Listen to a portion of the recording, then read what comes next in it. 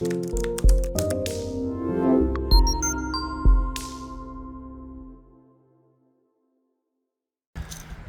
this is Highbridge Motorhomes Devon Branch on a beautiful early August 2024 day. We're out in the car park doing a video on this freshly arrived, so fresh the engine's still warm, a Swift Rio 325. So Rios came about in 2015 and they were part of Swift's modernisation programme, and they were a narrow body compact coach built of a style which sort of we hadn't seen before from British manufacturers, and they absolutely shook up the industry. This was the first sort of time Swift were getting back on the game, modernising the interiors, these nice sort of modern graphics on the outside. They moved to the smart construction, which is polyurethane construction, which actually really worked. It's pretty rare to see a damp one, which is fantastic. So this particular one's a 66 plate that could make it late 2016 or early 2017, and these are 5.99 meters long. They're 2.05 2.1 wide, so they're super narrow. So if I stand at the front there, look down the sides, you can see it is no wider at the widest point than the body width of the cab, which is, I say, 2.05 2.2 with the mirror tips folded in. So dead easy to drive down the country lanes. Basically the same size as that sort of Adria panel van over there, but you get much more space because it's squared off and a bit taller.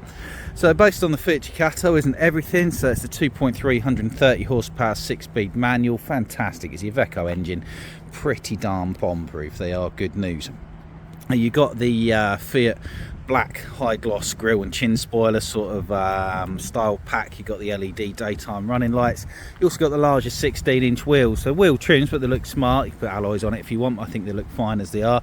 The 16-inch wheels just ride a lot nicer, I find, than the 15s. It's got a lovely opening panoramic skylight to the front. Short arm wing mirrors. Hymer take note. Hymer do a narrow body range. They put on the long arm coach built wing mirrors. This has got the van wing mirrors on it, so again, when you're going down the country lane, dead easy. And this has just had a little bit of a scuff and you've got a bit of a crack there, so we'll just replace the indicator lens on that one.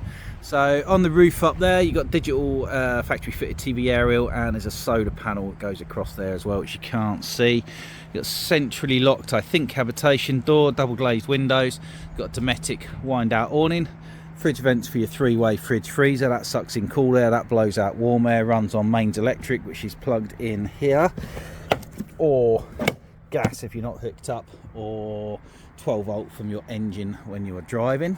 So at the back, so this is a very continental layout actually. So you've got a transverse fixed rear bed, but what Swift have done is they've made it height adjustable, which is a really good idea. So you can have it down and have a lower bed when it's down. So this is in the down position. Obviously you want to put bikes in there, you press a button, bed goes up again, put your bikes in, you can sleep with it raised up as well. But this is down, so previous owners very neatly carpeted back here, and it's a very neat job, to be fair. They've also added access from the inside into the garage, which, to be fair, is a bloody good idea. Some manufacturers do it as standard, so Swift maybe should have. But loads of storage in there. Now you can see they've added wine bottle storage as well, which again is a brilliant idea, which Swift should have done. You've got your awning winder handle clipped up at the back there, and yeah, loads of storage with it down. So if you don't want to put bikes in, that's more than enough for your chairs, barbecue, everything else like that. It's got a vent in the door there, which they've obviously covered up with some insulation but left a little bit of breathability, and that's probably just because you'd have been getting a vent into the back of your head when you're sleeping. So again, it's had a few little tweaks done to it, but most of them make a lot of sense really.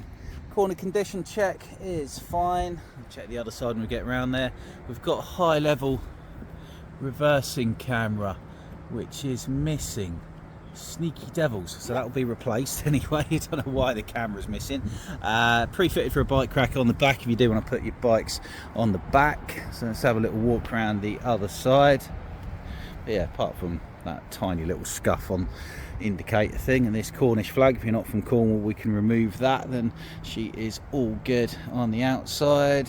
Other side's fine. Coming down this side, you've got your freshwater infill point. They put this little 2-pin 12-volt socket next to it, so if you want to buy yourself a sucker pump to suck water in, you can do. Otherwise you just stick a hose in, wait for it to overflow. flue for your heating and hot water system. It's got the Truma combi boiler, which runs off gas if you're not hooked up, mains electric if you are, or a combination of the two to heat your van and heat your water. You'll probably see that in 85% of all motorhomes. Cassette toilet locker, which you'll see in 98% of all motorhomes, and a gas locker on the rear corner. So it's gas locker for 2 gas bottles. You can put Cala gas bottles into it, 6 or 7 kilos side by side. It's clearly had in the past gas low, which are the refillable bottles, and the filler is still fitted for it. So if you wanted to re-add a refillable bottle, that's easy enough to do, as the filler is still there. Otherwise, normal Cala gas. Let's have a little look at the cab spec here. It's got all the stuff you'd expect one of this age to have. So we've got the Remis concertina blinds. Someone's fitted a aftermarket perimeter alarm on the garage doors and things. There's a code box for that as you come in the door. We don't check or guarantee aftermarket electrical items, but we'll leave it on there anyway. So yeah, cab blinds, windscreen blind, bobbling, slight bobbling, which I've seen on a lot of Rios. Only on the driver's seat. It's only minor, to be fair, but would you put some covers over that? You can do if you want to. You can get some really nice, motorhomeseatcovers.com do some really nice sort of tailored covers for Ducato seats. See another one of your alarm sensors there, your perimeter alarm. So we got 6-speed manual gearbox, very light clutch and steering. We've got a stereo system. I don't think that'll be DAB. Is it Bluetooth? You haven't got the steering wheel controls for Bluetooth. Not sure. Probably is Bluetooth, to be fair, because it's not got the CD. I think that made it Bluetooth, but don't hold me to it. This was kind of the year when they had a few different stereo options, all of which are out of date now, so you'll probably want to replace that. You could replace that with a double DIN system. Or the other thing, if you didn't want to spend hundreds and hundreds of pounds on a double DIN sat-navy system, is, see that there, that's a desk. That'll all flip up and you can put a tablet on there. If you hotspot your tablet to your phone, download Google Maps, you can have 7-inch, 10-inch sat-nav for the price of a tablet you've probably got lying around your kitchen drawer anyway. So that's my little tip anyway. You got 6-speed manual gearbox, cruise control, speed limiter, air conditioning, heated wing mirrors, central cup holders, yay. So finally Fiat gave us an option for cup holders anyway. There's an auxiliary input and a USB input into your stereo underneath there, and a cup holder on the passenger side, and a passenger airbags. It's got all the normal spec in the cab. Oh, mileage, didn't check the mileage, did we? So mileage is 19,956, which is in the pretty much typical sort of 20,000 miles. 16, we're 24, 7.5-year-old, so yeah, it's under 3,000 a year in it, so it's towards the lower end of normal. Awning light on the outside. So we do have centrally locked habitation door. The step is built in, and you've got fly screen that you put across.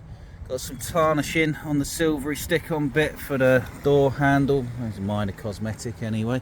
Bin built into the door, very neat. Light up Swift thing. Carpets are down and they're all in very, very good condition. Remember, this has just come in.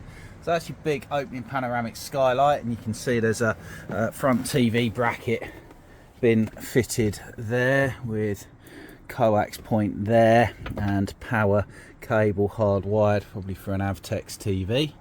Control panel, which is in good condition above here. See loads of these control panels with the power button bit worn out, but that's something they all do, but this one's fine. And you got simple on off for all of your gauges and bits and bobs like that, nice and easy. You got a big ugly smoke alarm and carbon monoxide combined one. We'll test that. If that doesn't work, we'll replace it. Digital controls for your Truma gas and electric heating and hot water system, and that's the aftermarket perimeter alarm thing there, like a burglar alarm kind of thing. But say we don't check that, but we'll leave it on for you to have a play with. So typical European real style layout, even though Swift aren't European, they're Britain's biggest caravan and motorhome manufacturer. You've got twin swivel cab seats, double forward facing seat. You got table, which is currently back there on the bed. That can drop down to make that into a small and slightly lumpy single bed. So it is a 3-berth, but it's probably better for 2 really. Previous owners have added a few of these little netting Fiamma holder things. Not a bad idea. I like the fact that Swift don't do annoying curtains. They put these upholstered surrounds on. I also like the fact that they do the concertina style blinds and fly screens, which are easier to adjust and rattle less on the road. And I think the upholstery is nice and modern, these sort of two-tone greys instead of browns and beiges, which still predominated at the time. So probably have the boiler, yeah, boiler's underneath there. Kitchen's really good. This is where this will beat any 6-metre compact European van. So we've got a massive 3-piece oven hob grill, so oven, separate grill, separate hob, 3 gas burners and 1 mains electric. Fantastic. Really nice big light up splashback. There we go. It's a bit too light to be able to tell there with an opening window. Liking the sort of marble effect, not marble sink. Slight tarnishing to it, very slight if it is. Plasticky metal taps, quite good. Chopping board sink cover that's not seen a lot of chopping action. Main socket over there, and then 2 high level storage cupboards with a factory fitted microwave, which is very good as well. In here we've got the control box for your solar panel. Someone's fitted that to hold your microwave thing, which is very good. Cup holders and plate holders. The other side's got your TV aerial booster box, which I will switch off. Some random cardboard boxes for different things. I don't know what they are. Something to do with that aftermarket security system, or to do with this. Yeah, that's also to do with your aftermarket sort of security thing. There's your 3-way fridge freezer. So you got full width freezer, which has still got its original Dometic sticker on from new. It's a A4 automatic energy selecting, so you just turn it on. It will self-seek mains electric if you're hooked up. If you're unhooked up, it will self-seek gas. If you start the engine, it will run off the engine automatically. So all you need to do is switch it on and off, which is nice and easy. Cutlery drawer, general storage drawer, wardrobe. What's from there with your draining board in it, and your little infilly bit for when you're making up your lumpy front bed. And this one is a pull-out step, isn't it? Oh no, it isn't. It's not a step. Would that have been a step? I can't remember. Oh no. Never wish I hadn't done things with my cup over. Charger and things in there. Been a while since I've seen a 325, so I'm trying to think what it was that goes there to get into there, if there was anything. Don't know. That's something we would investigate. So bedroom, really nice bedroom. Duvet mattress upon it. Rear speakers, rear spotlights, reading lights, big opening full-size Hecky roof light. Second bedroom window, TV point. I presume that used to have a TV bracket on it, so we'll refit one or cover up the holes. Yeah, for caravan style radio, CD player fitted aftermarket in the bedroom. That could all be removed unless you want it left there. They've also fitted, the only other thing that looks a bit ugly is this not particularly aesthetically pleasing high level door stop. I think why they've done it is so it will stop the door there, so it gives you like a bit of privacy, like a bit of dressing area, drying area sort of thing.